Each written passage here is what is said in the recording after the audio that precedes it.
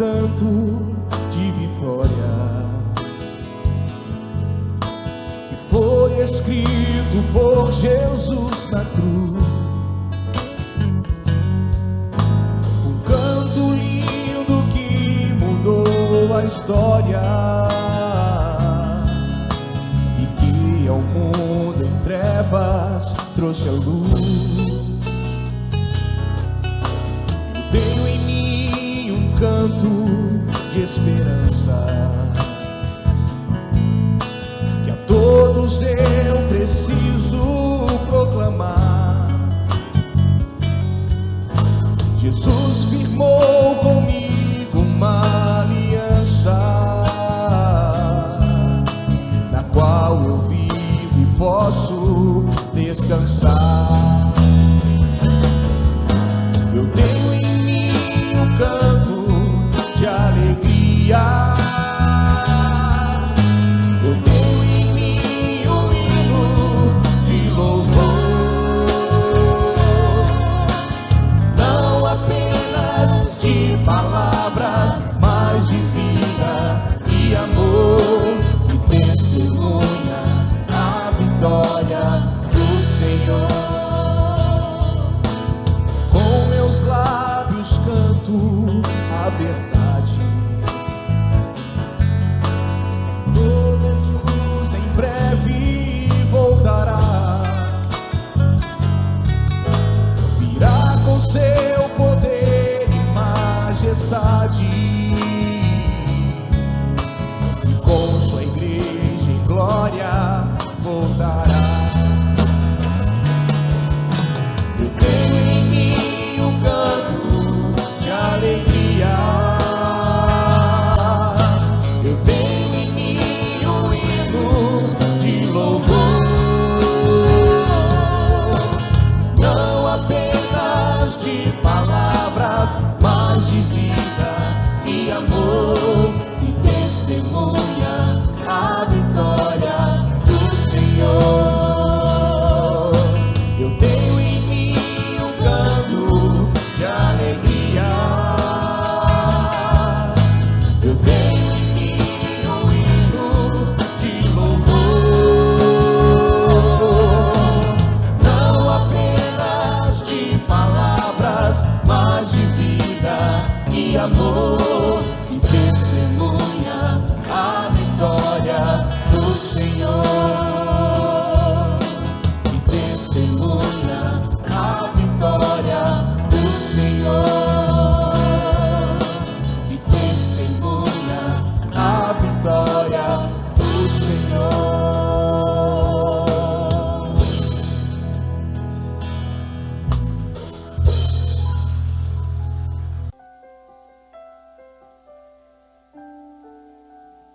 Já imaginou, irmão, o dia que você estiver lá com Deus? Tudo isso aqui é passageiro.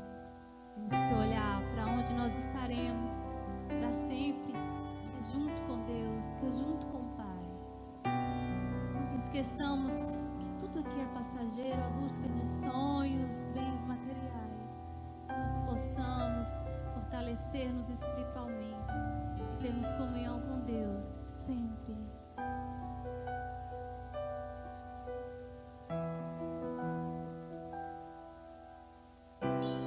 Eu me rasgo por inteiro, faço tudo, mas vem novamente. Eu mergulho na mirra ardente, mas peço que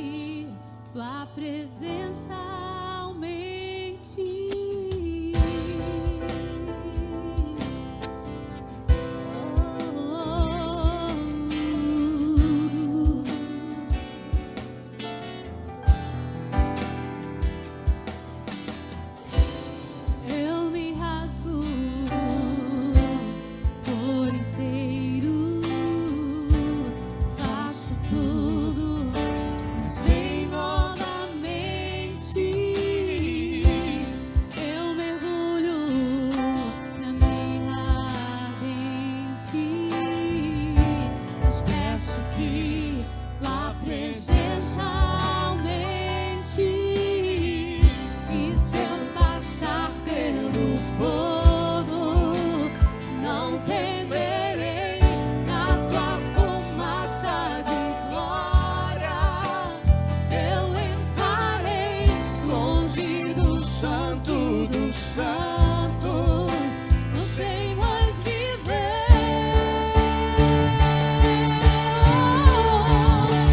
Quem já pisou no santo dos santos em outro lugar não sabe viver. E onde estiver, clamar pela glória, a glória de Deus.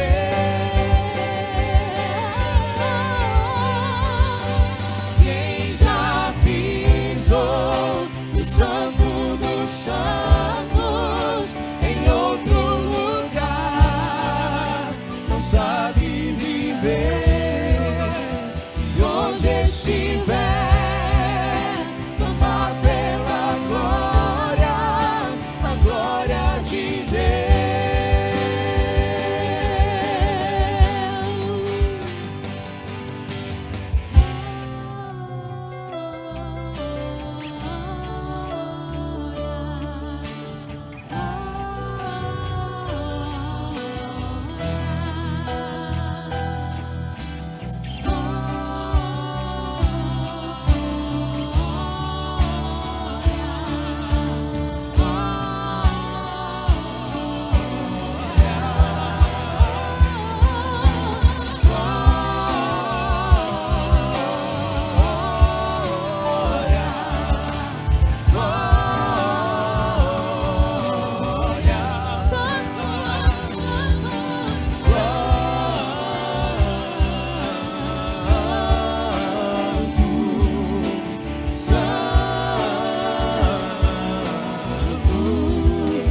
Quem já pisou no santo dos santos em outro lugar não sabe viver.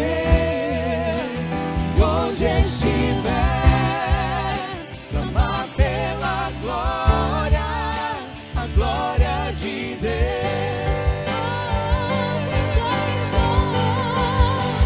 Quem já pisou no santo dos santos em outro lugar não sabe viver. Onde estiver, clamar pela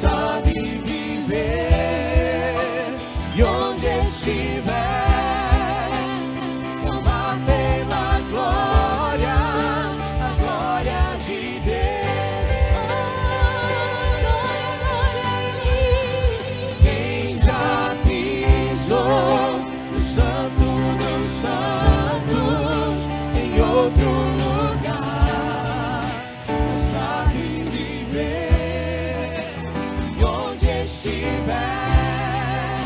clamar pela glória, a glória de Deus.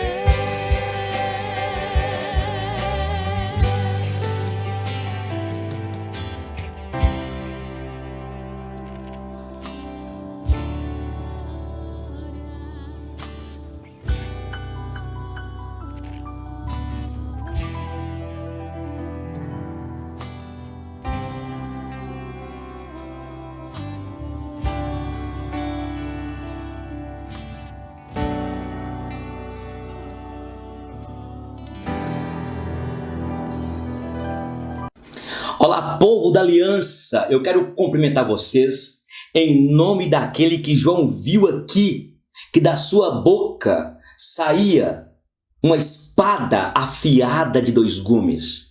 Os seus cabelos eram brancos como a neve, como a lã. Dos seus olhos eram como chamas de fogo, representando que ele conhece a cada um de nós. Quem é ele? É o nosso Senhor, povo de Deus. É o nosso Cristo que morreu, mas ao 3º dia ressuscitou de entre os mortos.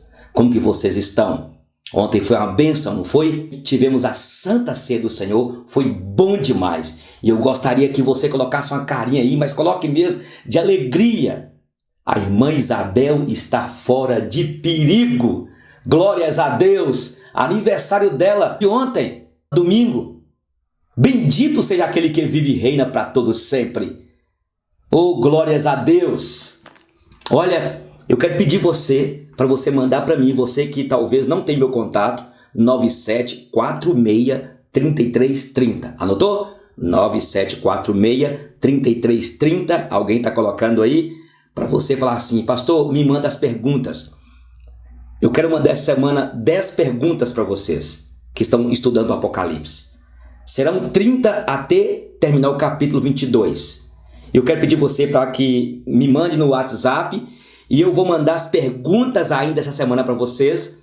E aí vocês respondem e me mandam respondidas para que eu possa arquivar de uma maneira diferente. Antigamente a gente arquivava naqueles arquivos de papel, não é? Hoje é através aqui da tecnologia diferente, não é? Hoje nós iremos estudar o capítulo 8. Nós falamos que quando o Senhor chegou no capítulo 4 diante daquele que estava sentado no trono, ele pega aquele livro selado com 7 selos e começa a desatar os selos. O primeiro selo saiu um cavalo branco com seu cavaleiro que representava o evangelho sendo pregado. De vez em quando eu vou olhar aqui porque esta câmera começou a ter um problema, tem que mandar consertar. Aí ela embaça e podemos perder. O segundo selo, o primeiro selo foi o cavalo com seu cavaleiro. O segundo selo, terceiro e quarto selo, mostra saindo os cavalos. O cavalo representando a perseguição, outro representando a fome, a miséria, outro representando a guerra, sangue derramado, morte. O quinto selo, nós falamos que foi revelado para João as almas que estavam decapitadas, daqueles que foram decapitados, clamando por justiça. O sexto selo fala do juízo final. E eu falei com vocês que o livro de Apocalipse, ele deve ser interpretado dentro da perspectiva cíclica, ou os quadros são cíclicos e não cronológicos. Então são 7 sessões, 7 vezes, a gente vê o final do mundo acontecendo 7 vezes. Parece que Deus vai colocando assim, né? Os pequenos quadros, como se fosse um quebra-cabeça, para que João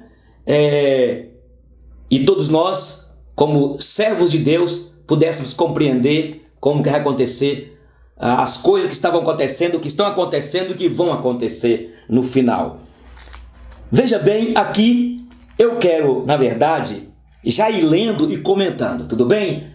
Porque eu vou falar um bocado de coisa que eu creio que Deus vai nos usar neste momento. Pai, eu quero te pedir agora, Espírito Santo, o Senhor que inspirou esta palavra, O Senhor que usou mais de 40 coautores, homens separados pelo Senhor, para registrar, inspirar, para escrever isso aqui.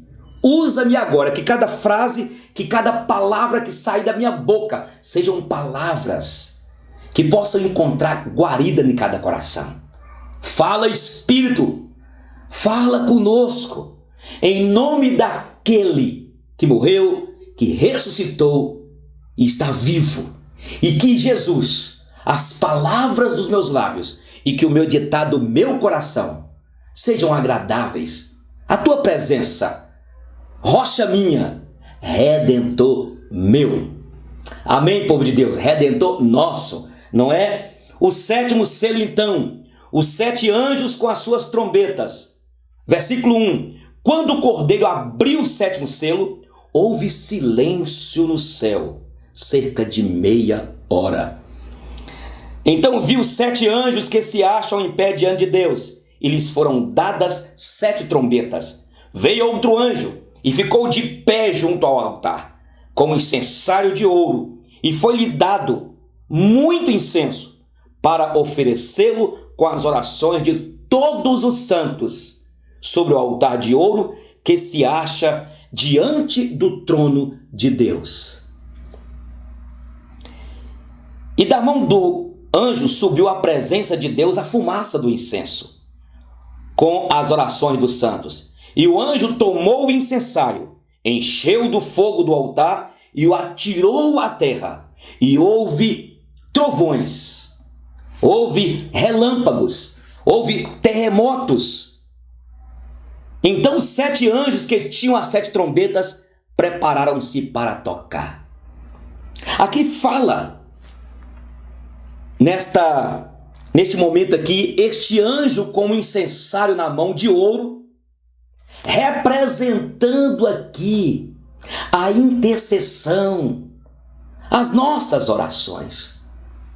Você está orando por mim, minha irmã? Você está orando por mim, meu irmão? Eu estou orando todas as manhãs por vocês.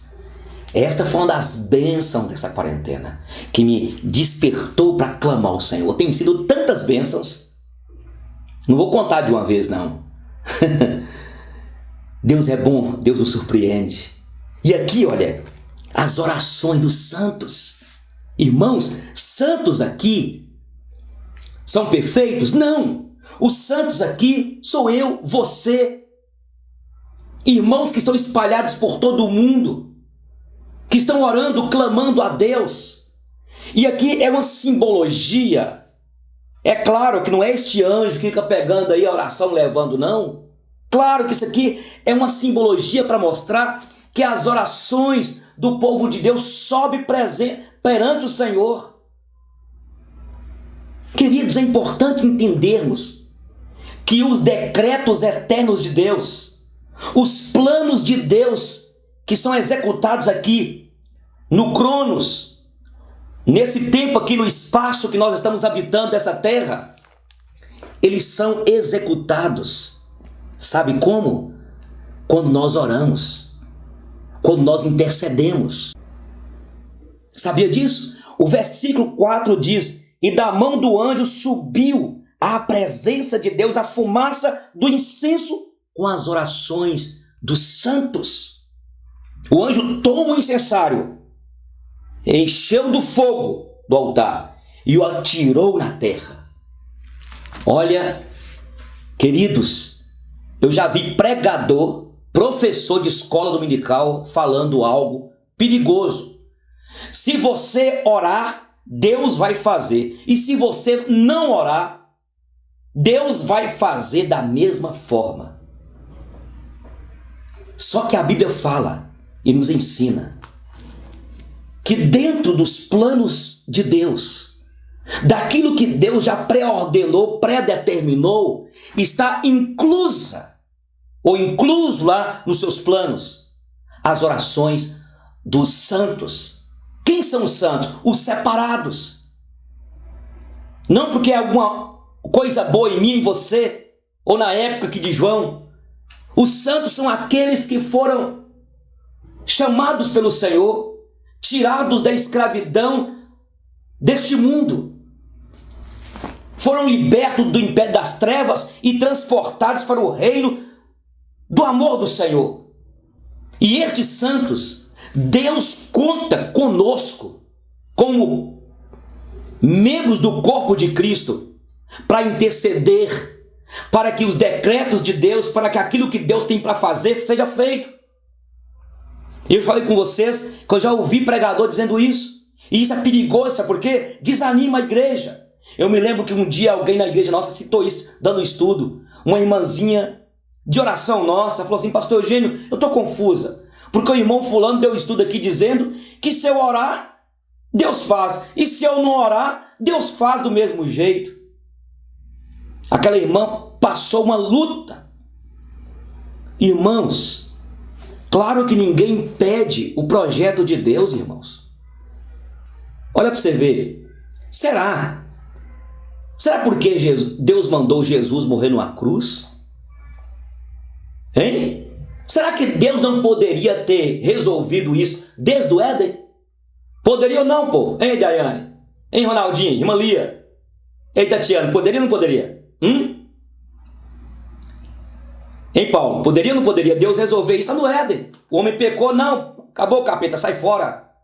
Porque ninguém consegue interpretar, entender os planos de Deus. A Bíblia fala em Deuteronômio 29, que as coisas reveladas pertencem a nós. E aos nossos filhos, mas as ocultas pertencem a Deus. Deus vai fazer se nós orarmos. Aí eu quero que você abra aí, minha irmã, por favor, para eu te explicar aqui, porque está no Apocalipse aqui essa revelação maravilhosa. Os acontecimentos da história, aquilo que vai acontecendo na história, os eventos da história, vai contar, inclusive, para que tenham prosperidade, para que tenham êxito, quando eu e você oramos. Deus conta com isso. Deus contava com Jesus para vir aqui para morrer numa cruz. Deus contava com os apóstolos para pregar o evangelho. Pessoa que fala isso é gente preguiçosa. Pessoa que fala isso é gente que não quer orar e talvez tenha algum problema psicológico. Porque eu aprendi aqui na Bíblia que nós precisamos de orar sim. Oração e leitura da Bíblia andam juntos. Olha para você ver. Ezequiel, dá uma olhadinha comigo aí. Ezequiel capítulo 22. Porque aqui fala em Ezequiel capítulo 22 que Deus não queria destruir a terra. O capítulo 22, olha para vocês verem aí, o versículo de número 30, fala assim, olha: busquei entre eles, entre o meu povo, um homem sequer, um homem que tapasse o muro e se colocasse na brecha perante mim. Tapasse o muro é pegar um tijolo e tapar o muro em um buraco ali que alguém fez? Aqui está falando. Tapasse o muro na intercessão. É se colocar na brecha, minha irmã. Pelo teu marido que está meio frio. Pela tua esposa. Pelo teu filho que enveredou aí pelo caminho da prostituição. Pela tua filha que desviou. Pelo aquele problema que vocês estão enfrentando na família. Nós temos que parar de conversar muito. De falar muito do problema. E orar e buscar em Deus. Sabe por que nossos problemas não são resolvidos e nós não temos bonança? Porque nós falamos tanto um com o outro, esquecendo de falar com aquele que pode resolver. E nos tornamos mexeriqueiros. Aqui fala, ó: busquei entre eles um homem que tapasse o muro e se colocasse na brecha perante mim a favor desta terra, para que eu não a destruísse. Mas a ninguém achei. 31. Por isso eu derramei sobre eles a minha indignação. Com o fogo do meu furor os consumi, e fiz cair-lhes sobre a cabeça o castigo do seu procedimento, diz o Senhor Deus. Olha para você ver o capítulo 22 agora, o versículo 24. Olha o que Deus fala: filho do homem, dize-lhe, tu és terra que não está purificada e que não tem chuva no dia da indignação. Conspiração dos seus profetas há no meio dela. Como o leão que ruge, que arrebata a presa, assim eles devoram as almas. Tesouros e coisas preciosas tomam, multiplicam as suas viúvas no meio dela. Os seus sacerdotes transgridem a minha lei e profanam as minhas coisas santas. Entre o santo e o profano não fazem diferença, nem discernem o imundo do limpo, e dos meus sábados escondem os olhos, e assim sou profanado no meio deles.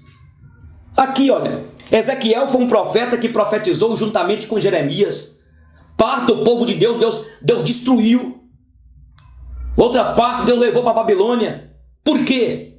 Porque o povo estava profanando o que era santo. E é bom lembrarmos aqui, meus irmãos, Deus não aceita a impureza, profanar as coisas santas dele. E nós iremos conhecer o profano e o santo. E é aquilo que Apocalipse fala, que o profano, o impuro, continua vivendo na impureza e o santo da pureza. E Deus aqui procurou alguém para interceder, mas não encontrou sequer alguém, estava todo mundo no pecado. Ora, meu Deus do céu, será que não tem ninguém na sua família para interceder? Aí não, irmão, será que não tem ninguém para interceder, não? Deus, tem horas que Deus não faz, tem hora que Deus tem desejo, meus irmãos. Deixa-me falar uma coisa aqui, viu? Parece que eu vou agora bagunçar a teologia calvinista reformada. Não. Parece que Deus tem desejos e ele não consegue cumprir. Por que ele não consegue cumprir e realizar? Por causa dos nossos pecados. Tem horas que Deus quer fazer, que Deus quer realizar, mas não há ninguém, não encontra sequer uma pessoa para se colocar na brecha. O que aconteceu com Sodoma e Gomorra? Abraão ficou lá intercedendo. Se tiver 50, Senhor, o Senhor não destrói Sodoma e Gomorra? Destrua não. Se tiver 40 justos, Senhor, não destrua. E Abraão foi intercedendo. Quando chegou em 10, ele falou, esse negócio lá está feio. Tem horas que Deus quer fazer e não faz. Aqui está dizendo em Ezequiel. Por isso temos de clamar, irmãos. Essa ideia de que se você orar, Deus faz, e se você não orar, Deus faz do mesmo jeito. Irmãos, isso é levar para o povo a frieza. É plantar no coração do povo a irresponsabilidade. Nós temos de ler a palavra, temos de viver em santidade e orar a Deus. Aqui fala, olha para você ver o versículo 5, e o anjo tomou o incensário, encheu do fogo do altar e o atirou à terra, e houve trovões, vozes, relâmpagos e terremoto. O que significa isso? É terremoto mesmo? É literal? Não. Aqui está mostrando o juízo de Deus. Aqui está mostrando, irmãos, a disciplina de Deus. Por isso que a Bíblia fala em Timóteo, o apóstolo Paulo, para nós orarmos pelas autoridades, porque elas são investidas de autoridades pelo Senhor, para que a sociedade tenha um equilíbrio, para que a sociedade ande ordeira.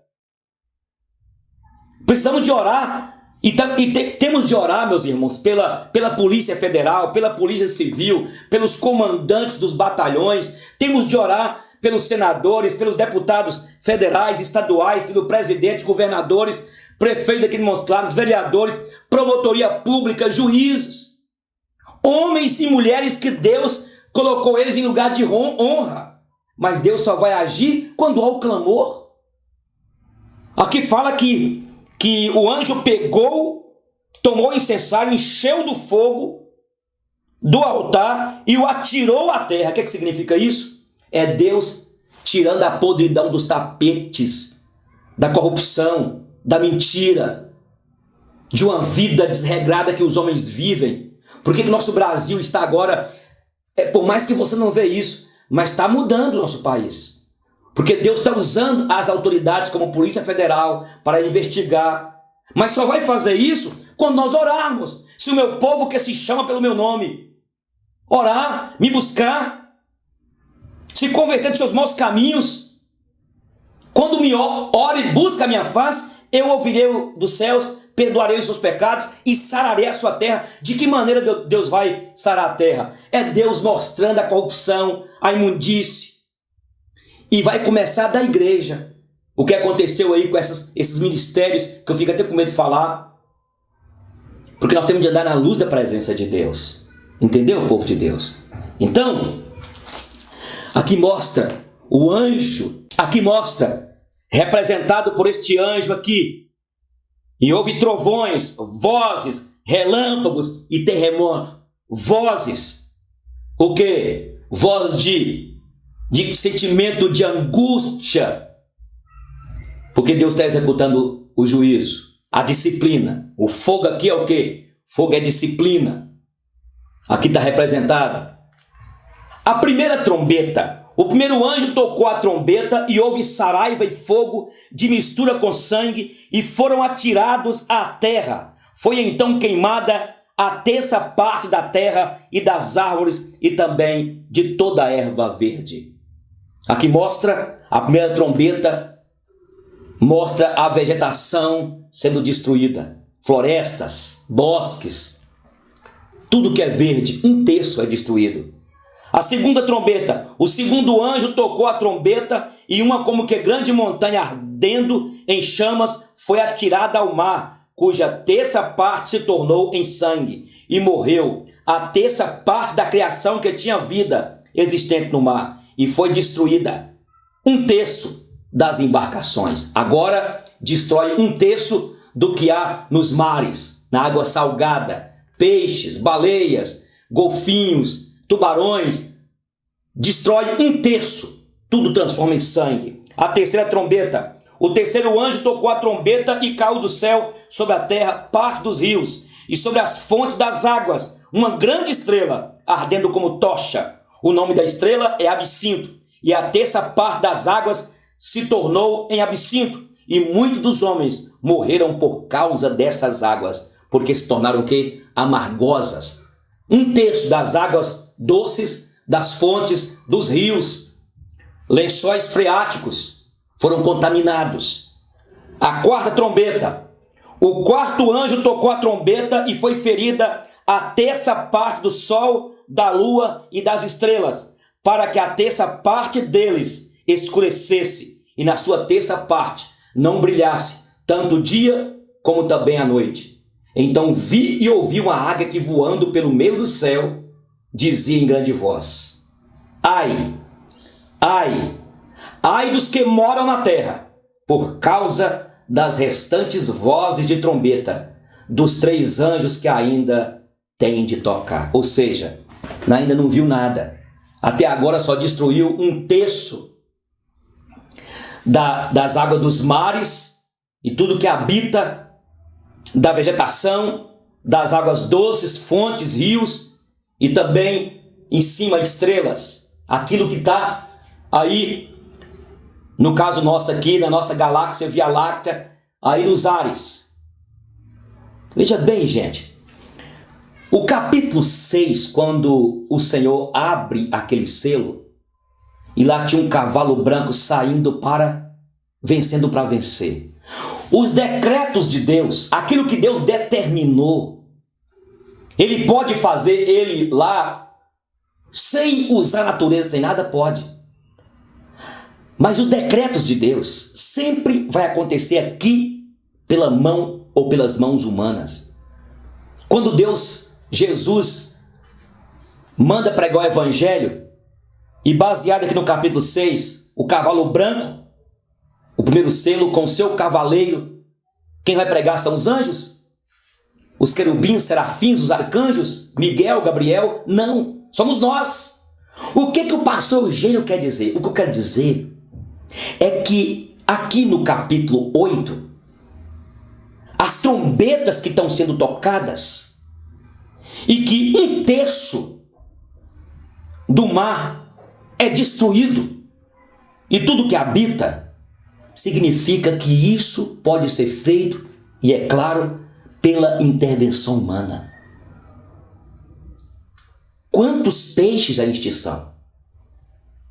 Quando Deus fez o homem, o capítulo 3 de Gênesis nos mostra, quando o homem pecou, o casal, que foi colocado no Éden. No Éden eles foram colocados. E depois Deus fez um jardim para eles. Olha que Deus chique. Eles desobedeceram, pecaram. Eles receberam o poder de administrar a terra com excelência. Mas porque eles pecaram, Deus os expulsou do Éden. Tirou-os do jardim, colocando 2 querubins lá para impedir a entrada deles, dos dois, o casal. Desde aquele dia para cá, o mundo entrou numa confusão. A natureza, que não era para ter cardos e abrolhos, passou a ter. Esses decretos de Deus aqui das 7 trombetas, o homem já tem feito isso há muito tempo. Os mares sendo contaminados, os oceanos. Se você for, por exemplo, se você for em Santa Catarina, se você for, não vá em Camboriú, naquela praia. Ali é só esgoto, só fedor, só podridão. E é o lugar mais caro do Brasil. O homem, ele não sabe administrar o seu habitat por causa do pecado. Na verdade, o homem quer ser Deus. E pior é isso, que ainda tem pregador falando aí que o homem, o crente, é um semideus. Misericórdia uma pessoa falar uma coisa dessa, hein? Então, o primeiro que vem sobre o homem, essa trombeta, é 1/3 das águas são contaminadas. Há uma destruição. Depois nós vimos a vegetação, a mata, os bosques. Quando você vê a Amazônia está sendo destruída, quantos 1000 metros? O homem não está cuidando do seu habitat. Nós estamos vendo quando esse grupo aí do Greenpeace, esse pessoal que defende o ecossistema, nós crentes devemos defender. Devemos cuidar do meio ambiente. Devemos cuidar porque é o nosso ambiente. Mas Deus vai permitir e usar o próprio homem para poder cavar o seu próprio buraco. E ele tem cavado há quanto tempo? A vegetação. Por que eu resolvi criar em casa jataí? Pessoal, passou para a questão de jataí. Sabia que o melhor mel do mundo é o jataí? Existem 300 tipos de jataís no Brasil. Podemos criar 40. Vou pegar minha licença, inclusive, para eu criar bastante. Sabe por quê? Eu estou vendo uma campanha sendo feita no Brasil. Pessoas que estão mostrando a extinção dessa abelhinha. Através de quê? Queimadas.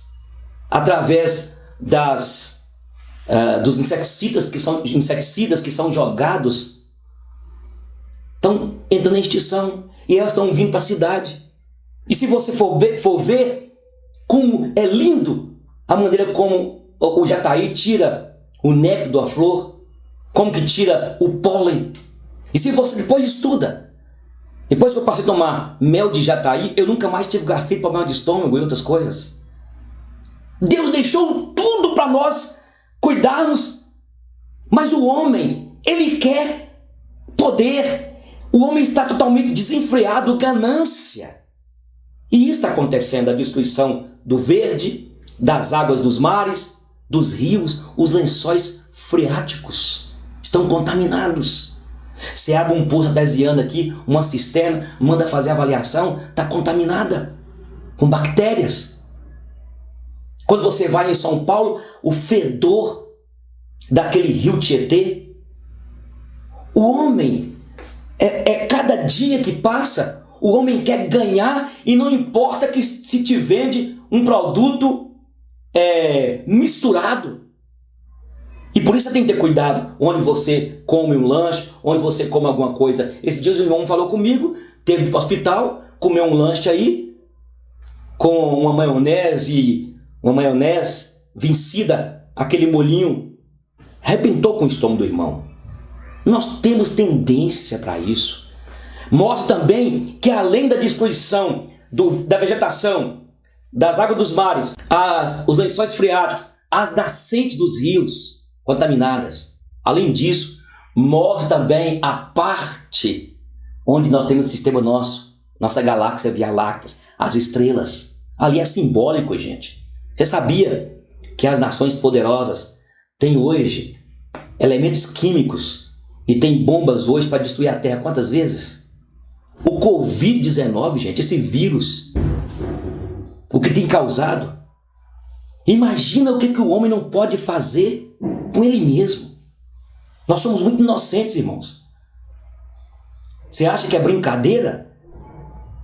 Irmão, nós estamos lá de cá, mas se você vê o que o ser humano é capaz de falsificar, inclusive o mel, viu? Você chega num lugar aí, você coloca no pão mel de abelha, quando vai ver é só essência. Sabia disso? É difícil você comprar hoje um mel mesmo, da abelha de ferrão, puro. Sabe quanto que custa um mel de jataí? 150, 200 reais o litro, puro. Você vai comprar um mel aí, quando você vai ver lá, é apenas melado. Porque o ser humano é esse, ele tem tendência de enganar. Ele não importa se ele arrebenta com o seu organismo, não importa se ele desgraça com você, o importante é eu ganhar meu dinheiro, é eu ter o meu carrão, é eu ter minha casa. O homem não tem a consciência cristã. E por isso que você tem, meu irmão, temos de entender que quando eu faço algo, quando eu vendo algo para alguém, seja alimentar, seja qualquer outra coisa, desonestamente, Deus está vendo, sendo desonesto. Aqui mostra que agora os seres, as estrelas, 1/3 foram destruídas.